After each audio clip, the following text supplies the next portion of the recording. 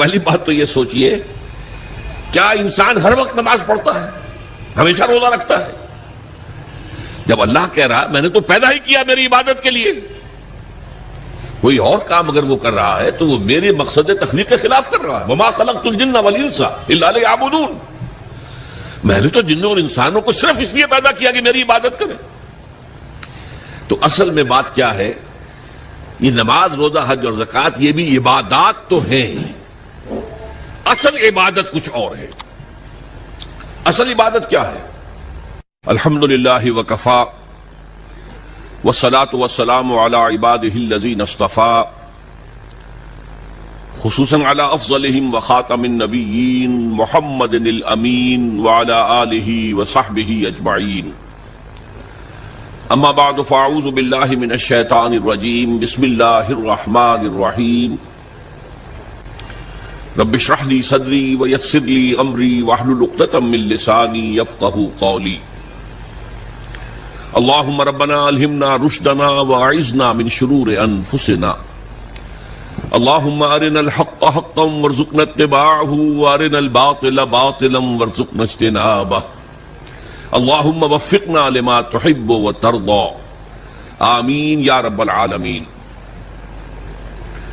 معزز حاضرین اور محترم خواتین، السلام علیکم ورحمۃ اللہ وبرکاتہ۔ آپ کے علم میں ہے کہ میرا آج کی گفتگو کا عنوان ہے کلمہ طیبہ، اور اس کے حوالے سے یا اس کی روشنی میں ہمارے دینی فرائض۔ بچپن میں مجھے امید ہے کہ بہت سے لوگ خوش نصیب ایسے ہوں گے اس مجمع میں جن کی تعلیم کا آغاز قاعدہ یسرنا القرآن سے ہوا ہو یا نورانی قاعدے سے ہوا ہو، اور پھر اس کے بعد حضرت مولانا مفتی کفایت اللہ رحمۃ اللہ علیہ کے کتابچے تعلیم الاسلام جو ہے انہیں پڑھائے گئے ہوں۔ ظاہر بات ہے کہ آج کل وہ رواج ختم ہو چکا ہے، آج کا ہمارا دور مادہ پرستی کا ہے۔ ہماری تعلیم میں بھی آپ کو معلوم ہے کہ کنڈر گارٹن جو ہے اس سے بات شروع ہوتی ہے، اور ممی اور پاپا یہ الفاظ جو ہیں وہ بچوں کو سکھائے جاتے ہیں، اللہ اور اس کے رسول کا نام عام طور پر نہیں پڑھایا جا رہا۔ لیکن یاد ہوگا آپ کو کہ اس سلسلے میں سب سے پہلے ایمان مفصل، ایمان مجمل یاد کرائے جاتے تھے، ایمان کیا کیا ہے، پھر 6 کلمے پڑھائے جاتے تھے۔ یہ 6 کلمے یوں سمجھیے کہ اسلام کی تعلیمات کا لب لباب اور خلاصہ ہے۔ ان میں سے پہلے 2 کلمے کیا ہیں جو اہم ترین ہیں؟ کلمہ طیبہ، لا الہ الا اللہ محمد الرسول اللہ صلی اللہ علیہ وسلم۔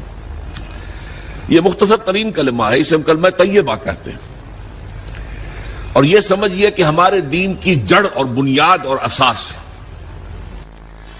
دوسرا کلمہ اسی میں لفظ شہادت کا اضافہ ہو کر اشہد ان لا الہ الا اللہ واشہد ان محمد الرسول اللہ صلی اللہ علیہ وسلم۔ یہ کلمہ شہادت جو ہے یہ اسلام میں داخلے کا شاہ درا ہے۔ شاہ درا، در کہتے ہیں دروازے کو، شاہ درا بہت بڑا دروازہ۔ جو لوگ دلی سے واقف ہیں انہیں یاد ہوگا، معلوم ہوگا کہ دلی جو ہے وہ جمنا ندی یا جمنا دریا کے مغرب میں واقع ہے، اور مشرق سے جو بھی آتا ہے یو پی سے، اس کو پہلے ایک قصبے سے گزرنا پڑتا ہے جس کے بعد پل آتا ہے جمنا کا، اور اس قصبے کا نام ہے شاہدرہ پل۔ اسی طرح کا شاہدرہ ایک لاہور میں ہے۔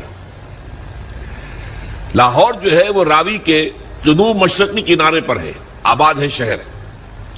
اب جو بھی پشاور سے، سرحد سے، اسلام آباد سے، پورے پنجاب سے لوگ آتے ہیں تو انہیں لاہور میں داخل ہونے کے لیے دریائے راوی کراس کرنا ہوتا ہے، لہذا وہاں بھی ایک قصبہ ہے جس کا نام شاہدرہ ہے۔ شاہدرہ یہ بڑا در ہے کہ جس سے داخل ہو کر آپ دلی میں یا لاہور میں داخل ہوں گے۔ اسی طرح میں نے عرض کیا کہ اسلام میں داخلے کے لیے شاہدرہ جو ہے وہ ہے اشہد ان لا الہ الا اللہ واشہد ان محمد رسول اللہ صلی اللہ علیہ وسلم۔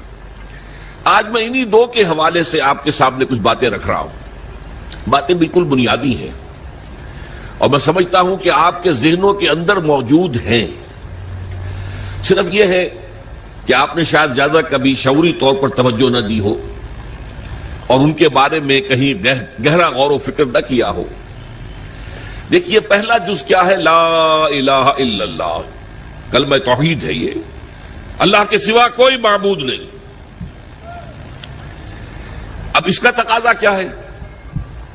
اور دوسرا جز ہے محمد الرسول اللہ صلی اللہ علیہ وسلم، اس کا تقاضا کیا ہے؟ اللہ کے سوا کوئی معبود نہیں، معبود برحق صرف اللہ ہے. اس کا کیا مطلب ہے؟ عبادت صرف اس کی ہوگی، کوئی معبود نہیں اللہ کے سوا، عبادت اسی کی ہوگی. اس عبادت کا مفہوم کیا ہے؟ قرآن مجید میں بہت سے انبیاء کی اور رسولوں کی دعوت بیان ہوئی اور نام بنام کہا گیا. ان کی دعوت کیا تھی؟ ان اعبدوا اللہ ما لکم من الہ غیرہ، اللہ کی عبادت کرو، تمہارا کوئی الہ اس کے سوا نہیں. اس کے ساتھ ہی بعض صورتوں میں ایک لفظ کا اضافہ ہوتا ہے. سورہ شعراء میں ان اعبدوا اللہ واطیعون، عبادت اللہ کی کرو، میری اطاعت کرو. تو اللہ کی عبادت کیا ہے جس کے لیے سورہ زاریات میں فرمایا وَمَا خَلَقْتُ الْجِنَّ وَالْإِنسَ إِلَّا لِيَعْبُدُونَ، میں نے نہیں پیدا کیا ہے جنوں اور انسانوں کو مگر صرف اس لیے کہ میری عبادت کریں. تو معلوم ہوا کہ لا الہ الا اللہ کا تقاضا کیا ہے؟ ہمہ تن ہمہ وقت اللہ کی عبادت. یہ عبادت کیا ہے؟ بدقسمتی سے مسلمانوں پر جو زوال آنا شروع ہوا خلافت راشدہ کے بعد سے، ایک زوال اسلام کا شروع ہو گیا، اگرچہ مسلمانوں کا تو عروج جاری رہا. دور بنو امیہ میں، دور بنو عباس میں دنیاوی اعتبار سے سطوت، شان اور شوکت بڑھتی چلی گئی، لیکن اسلام جو ہے اس کے اندر زوال شروع ہو گیا. سب سے پہلا زوال کیا آیا؟ وہ خلافت کہ جو مسلمانوں کو اپنے میں سے کسی بہترین شخص کا انتخاب کر کے جس کا تعین ہونا چاہیے تھا، وہ خلافت موروثی عہدہ بن گئی، خاندانی بات بن گئی، قبائلی بات بن گئی. یہ ہمارے زوال کا پہلا مظہر تھا. بہرحال اس کے بعد رفتہ رفتہ ہمارے تصورات بھی کچھ محدود ہوتے چلے گئے. ہوتے ہوتے بات یہاں تک پہنچی کہ عبادت کا مطلب ہے نماز، روزہ، حج اور زکوٰۃ. اب پہلی بات تو یہ سوچئے، کیا انسان ہر وقت نماز پڑھتا ہے، ہمیشہ روزہ رکھتا ہے؟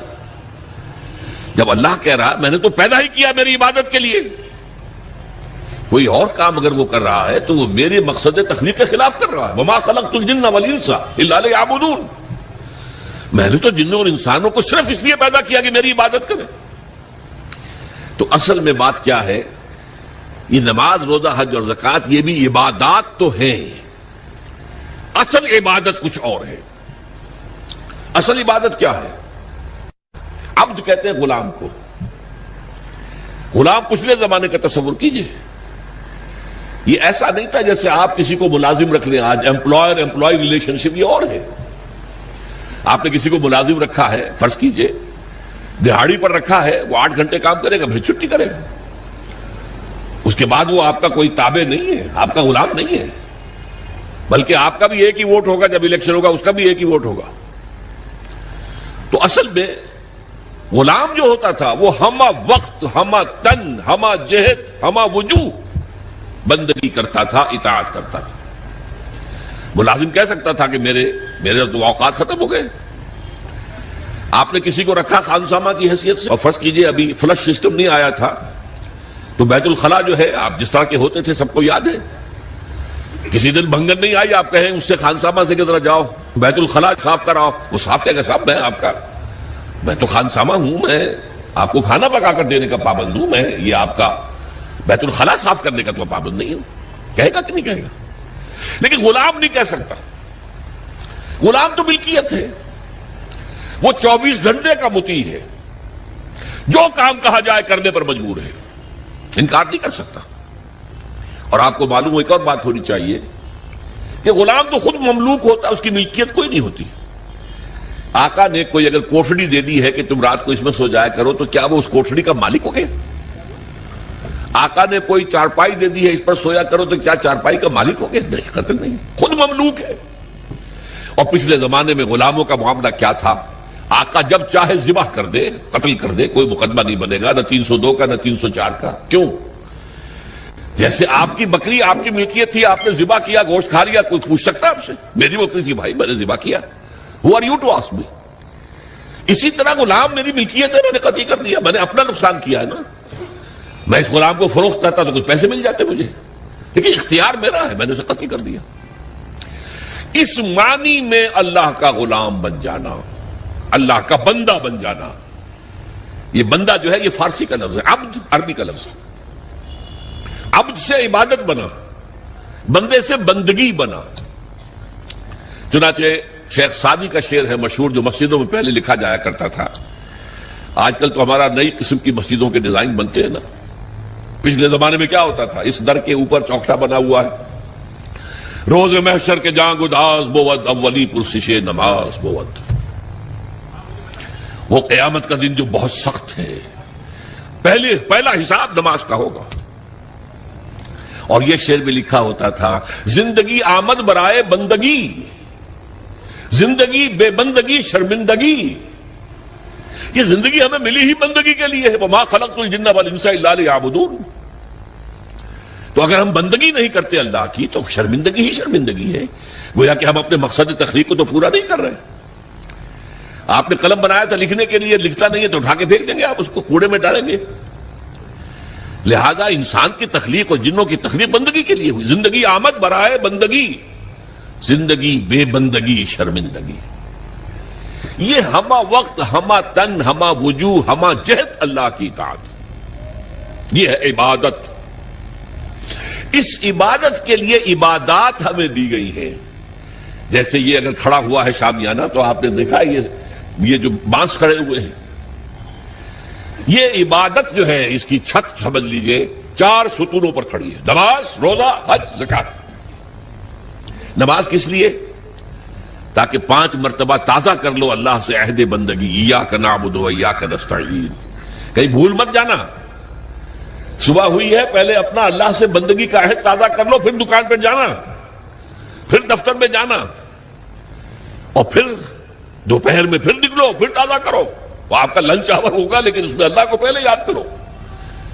پھر جب بہت زیادہ ایکٹیویٹی کا ٹائم ہوتا ہے شام کا، پھر یاد کرو اللہ کو عصر کے وقت، پھر مغرب کے وقت، پھر رات کو عشاء۔ 5 دفعہ یاد کرو اقم الصلاۃ لذکری، کہ تمہیں یہ بات یاد رہے کہ ہم اللہ کے بندے ہیں اور ہمارا کام بندگی ہے، ہما تن، ہما وجوہ، ہما وقت اللہ کی عبادت۔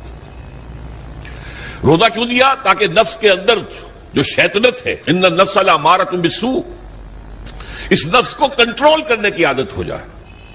بھوک برداشت کرو، کسی وقت کھانے کو حلال چیز نہیں مل رہی تو بھوک برداشت کرو، فوراً کسی حرام شے کے اندر منہ نہ مار دو، تمہارے اندر عادت ہونی چاہیے۔